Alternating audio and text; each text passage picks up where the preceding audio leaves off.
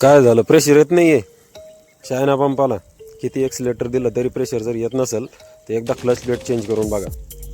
अरे बघा, clutch plate खोलायची कशी, एका लिंकीनं टाकून एका होलमध्ये लावून दिला. क्लच प्लेट खोलून तुम्हाला दाखवतो किती घासली. कारण की किती जरी एक्सिलेटर दिलं ना आपण मशीनला तरी प्रेशर येत नाही पुढं. कारण की क्लच घासलेली असल्यामुळं ते ड्रमला चिटकतच नाही आणि पुढचा जो प्लंजर रॉड आहे एस टी बीमधला ते कामच करत नाही. यासाठी क्लच प्लेट खोलून बघा. एक वेळेस जेव्हा सर्व्हिसिंग करशाल त्यावेळेस मेकॅनिकला सांगा बघा क्लच प्लेट किती घासलेली, लोखंड उघडं पडलेलं आहे तिचं. ही नवी क्लच प्लेट अशी येते बघा.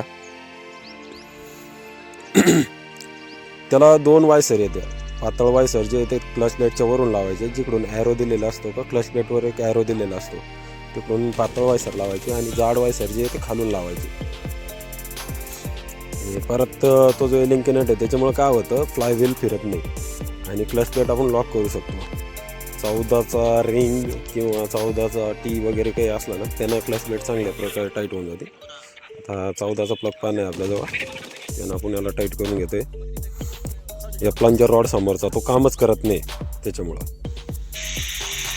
प्रेशर बघा कसं मस्त आला. आता प्रेशर पहिली कमी होतं त्याला.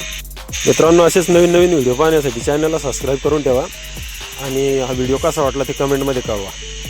धन्यवाद मित्रांनो.